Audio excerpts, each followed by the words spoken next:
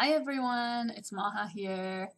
I'm doing a tag today, which was originally posted by The Truth in the Story, and it's called the first and last tag, where we have to talk about our first tarot deck and last tarot deck that we've got, and then first and last oracle decks and first and last divination tools.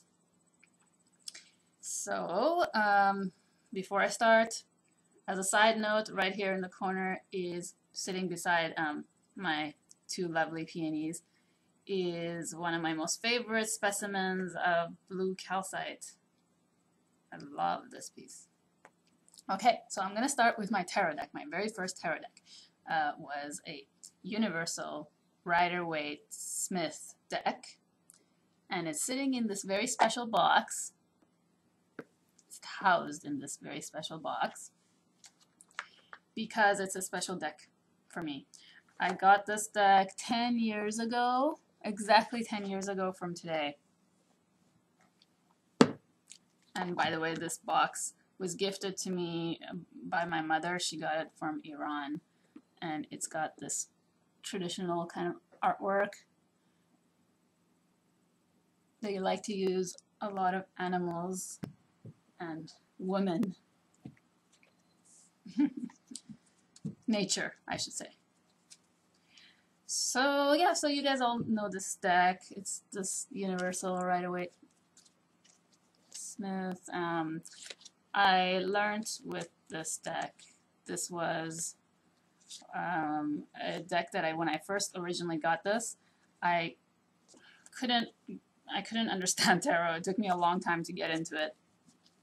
And in fact, oracle decks really helped me to feel more comfortable with using tarot. And I love this. I love the Rider-Waite system. I really respect it, and I spent a lot of time with with each individual card in this deck. Okay, I won't spend too much time on this deck because I've got a lot of cool cards to show you, and you all know that one. Okay, so my very last tarot deck that I ever got is this one here, the Animals Divine Tarot by Lisa Hunt. And you know what? Literally, I got this deck last night. I had it delivered to a friend's place who lives in the States because I live in Canada, and they couldn't ship this to Canada. This is it's out of print right now, and it was an investment for me. And so she bought it in last night. I was going to do another deck for my last tarot deck, but now I'm doing this one because technically this just arrived yesterday, and I opened up the seal, but I haven't opened up the cards yet. I haven't looked at the cards yet. I thought I'd do it since I'm doing this video today. But look, it comes in this box. The cards are in here. Still sealed. I'm leaving it for right now. Still got the Made in China seal on it. And wow, it comes with a nice bag. I have never had a deck which came with one of these. That's nice. I think I might keep the box even though it's just a cardboard box because this deck is no longer in print. Okay, so exciting. Right, this book, I looked at the book last night at like midnight when I got it. I love the font they used. Don't know if it's possible to tell here. I love the font, and I usually like the books that come with her decks. I have the Shapeshifter and Shapeshifters and the Celtic Dragon. Those two tarot decks. Okay, so this book looks great. Let's look at the cards. So excited! Okay, this is almost like an unboxing and tag in one. Okay, first of all, the cards are warped. They're a bit warped, but that's okay. I'm not too impressed with the backing. Very kind of boring, to be honest with you. Sorry, Chiki's complaining because I was too excited. Chiki's my parrot. He's down here with me right now. If he interrupts, I may have to pause. Okay, so you know, they're a bit warped, and I guess I can live with the backing. Let's see now. Wow. Really nice. Ganesha is the high priest. No, high priest? High, the lovers. Oh wow, they've used an actual mythology, not just Freya as a chariot. Okay, so. Oh wow. Tara, strength. Oh, this is great. They've used animals and goddesses. Justice, mon. Spider-Woman, I love Spider-Woman. Oh, wow. This is very beautiful, you guys. I think I'm gonna love this deck. You know, one of the reasons I wasn't sure if I should get this deck, because it was, like I said, kind of costly, but I watched a whole bunch of reviews, and what really sold me in the end was one of the court cards. They used a Persian goddess, Anahita, and I'm going to show you the sword. It was, I think, the suit of swords. And they never, ever, I've never seen anything from Persian mythology in any tarot or oracle decks. Ever. So I was impressed, and that's what sold me. I thought, okay, I'm getting this. That's it. Here she is, Anahita. I'm surprised she's associated with the suit of swords, though, because she should. Well, normally she's a water goddess, but I don't care. I was just so impressed, and so she's used. By the way, this deck is illustrated and written by her, Lisa Hunt. She's so impressive, Lisa Hunt. That woman, she kills me. She's so talented. Breathtaking. Oh my god. And so the minor arcana are animals. Five of Swords, bat.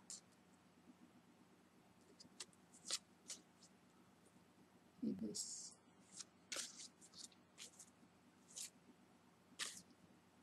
Alright. This is just a show and tell, so I gotta be as quick as I can. Oh, the colors are really nice. They're very vibrant. The art is amazing, of course. Look at this. Okay, I may have to do a proper review on this. Added to my list. Okay. This cards, the quality, yes, it's a Llewellyn, so sometimes they tend to be on the thinner side. Look at that. Polar bear. It's the Three of Cups. Poseidon is the King of Cups, of course.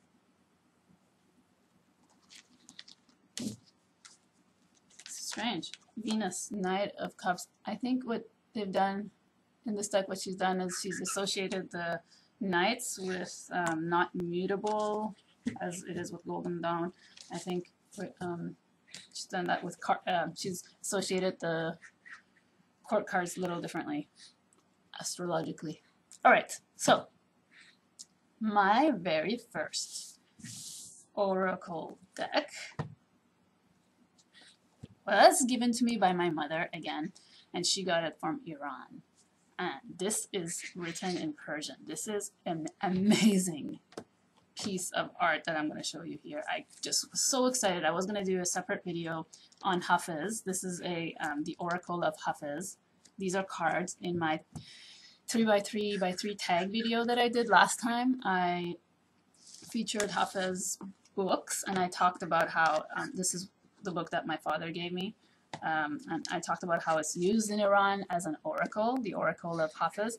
But I just wanted to show you this book now to just compare how they've done the exact same thing in card formats. So the box is like a book.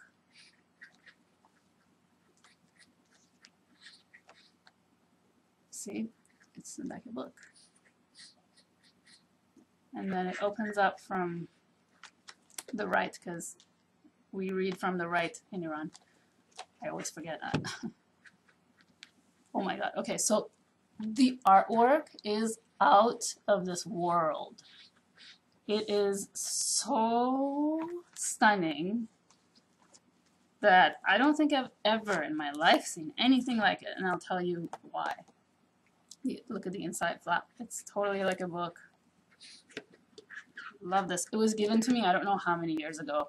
I think back then I didn't even know that Oracle decks existed. So this was just my very first experience. Okay, so the cards have poetry on the back, because the Hafez poetry is all about interpreting, reading the poetry and then seeing what you get from it. The poetry, I can read it, but I can't understand it because it's all written in metaphors, first of all, and it's a very, very hard Persian literature. Okay, the artwork is, oh my god, I can't wait to show you. Look at that. There is so much detail in here. If you've ever seen Persian miniatures, they have a tradition of detail.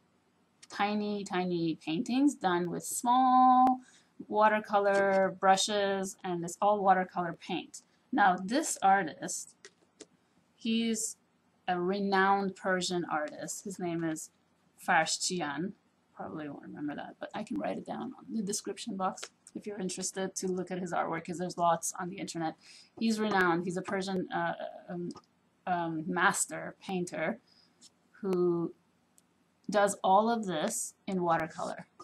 And these are huge paintings, and they just have so much detail. Like, you won't, like the first one I showed you, I just have to hold it for so long. There's doves, so you can see everything. There's doves here in the corner, all kinds of flowers. I don't know. The iris is right here, so see how detailed it is, right in the corner. The guy is holding a cage and freeing the birds. It's all about nature. There's so much flow. And angels, this one's an angel. Look at the flow in this image. These are so inspiring. When I was in art school, I was really inspired by him. Oh wow, this is so incredible. So if you know anything about Persian carpets, this guy's designs are also done on Persian carpets, but they're not your everyday Persian carpets that you step on and walk on. They're special ones made from silk threads, and they are hung on the wall or framed for viewing because they're so fine you just can't walk on them. They're so detailed. With that silk you can really get that, like all the colors are made, weave together. He doesn't obviously make the carpets, but he just does the designs. He's so famous that people, you'll find his work in rich Persian people's homes. I don't own any. I wanted to buy a little carpet, a small one, which was in it when I was in Iran with my mom a long time ago, and it was $3,000 US back then, which was around 10 years ago. So yeah, some of these images are repeated, I think. So you just pick a card exactly like Oracle decks, and then you read the poetry at the back. I will do a separate video on Hafez and talk about his background and his poems, and maybe read you some. I have a friend who reads them, and she knows a lot about Hafez, so she's gonna do me a mini lesson.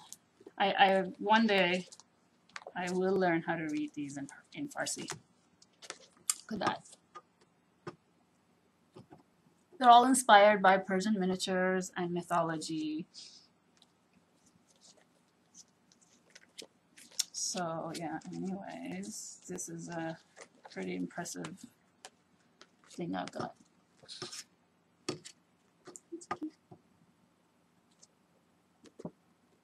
Birds. Wow. It's just out of this world. Okay, that was nice. Now, speeding up to my last Oracle deck that I ever got. And you know what? This is really funny because just by chance, this deck ends up being right next to the Hafez one, because I'll tell you why. It's called The Whispers of Love, by artwork by Josephine Wall and written by Angela Hartfield. I just got, you know what? I ordered this in February.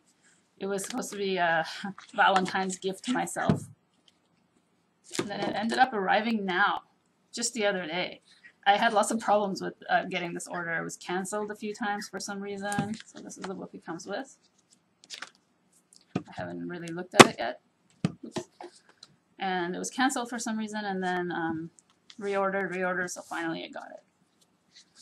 And I looked at it the other day, looked at the cards. So the reason why, what I was going to say is when I first saw these cards, there is a sort of a feeling to the artwork of Josephine Wall as there is to the Hafez ones. I really see a similarity here. So this is cool that they ended up back to back. Treasure your loved ones. So this is a deck that's supposed to be helping you for relationships, for better relationships with people. And some of the cards are kind of for couple relationships, romantic relationships, but not all of them. I selected actually some of the ones that I really like, so I'll show you my favorite ones here. And yes, like some of them I picked for the artwork, some of them I picked for the messages.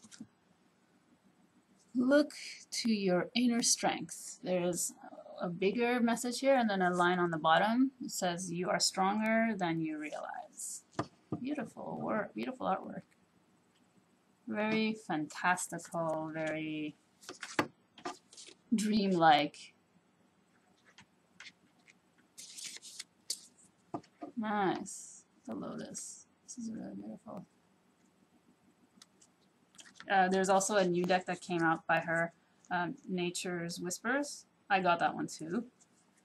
Can't wait. I was waiting forever for these. Back to who you are. See, the colors I think remind me of Farshchian's. Appreciate this moment. There is so much to look at. I could stare in one of these cards for minutes and minutes.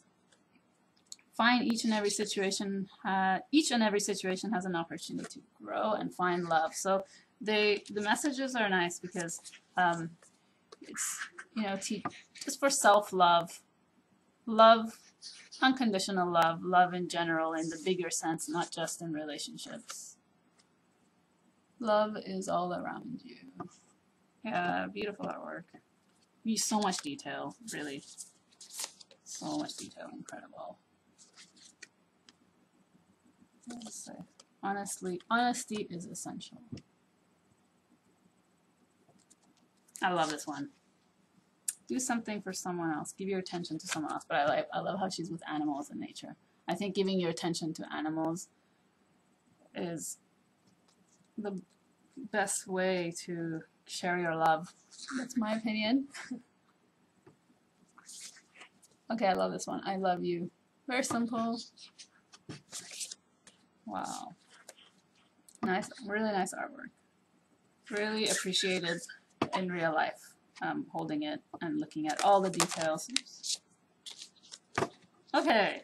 That was Whispers of Love. So now I'm going to talk about my other divination tools. Alright, so my very first experience with any other divination tools was with Turkish coffee fortune telling when I was little in Iran. Now I know, first I should say that there is a difference between fortune telling and divination, but since this is my closest experience to anything that comes close to that is Turkish coffee reading. And the way it was done, well, my mother, when I was little, I used to live in Iran as a child, and my mother and her friends were really into Turkish coffee reading. And in the Middle East, this is done a lot. It's kind of sort of like for entertainment. It is taken somewhat seriously, but not. It's not as in divination, like with the Oracle of Hafez that I was showing you. That one is really divine advice. It is looked at more with a kind of it's not just meant for fun. It's taken more seriously, whereas this is just usually just for ladies gathering and kind of having fun with it. Of course, there are people who do take it very seriously. I'm not saying that it's not serious. But from what I remember and from the experience I had around my mom and her friends, they just did it kind of for fun. And so they would drink the coffee, very thick, rich coffee. And then you make a wish, you dip your finger into the coffee cup, and you turn it over, leave it for about 5-10 minutes. Then you got the sediments inside. And everything means something. So like the shape of this, I'm not sure, I've never done the Turkish coffee reading before. I don't know how it's done, but everything has a meaning. And so the person reading will read what he or she sees inside the cup, all the patterns that are formed inside. I see a heart. And yeah, and then that's how it's done. And my last divination tool is a set of Ogham cards. And this is called The Voice of the Trees. This is the book that it comes with. I'll show you the book first. The Voice of the Trees companion book, and the art and the book are both by Mickey Mueller. So this is a great, great book. I learned a lot about trees and about the alphabet with this book. I spent a whole winter once just reading this book. I really bought this deck because I wanted to be familiar with the language of the trees. So there is a really nice index here, very useful, and it lists the Ogham letter, the Celtic name of it, and the tree association, the keywords. And this is also written on the cards, which I'll show you. Then you've got details. Oh, this is nice. A field guide to the cards, and then you got all the cards here listed. You got the Celtic name, the letter, the status, divination charm, divinatory meaning, reversed meaning. That's not all. Then you've got the symbolism and lore, so it gives you a whole history and symbolism. Then you've got a field guide. This is great. It talks about the tree only. So lots of information here. Really, really great book. Well written. If you're interested, I highly recommend it. Then you've got magic. A passage through the grove, Ogham tree, devotional, and a meditation. There's actually really good meditations in here. Then you got Ogham tree magic section. Then at the end you've got spreads, and the spreads are illustrated as well. Card layouts. Very nice. Bibliography, yeah, great book. Good to have in your library. And I'll show you quickly the cards.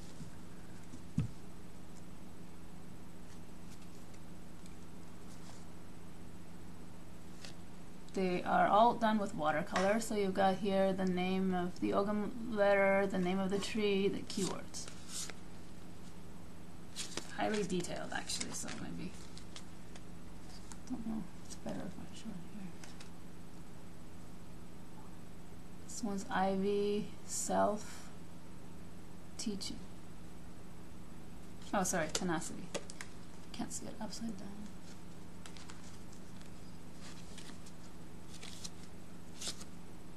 This is my favorite. Willow, intuition, the unseen. Very nice cards, and I highly recommend. I still think about what I learned from this book and the cards, and I still use them. Alright, thanks for watching my video. It was really fun tag. Thanks to The Truth in the Story, and happy summer solstice. Take care. Talk to you soon.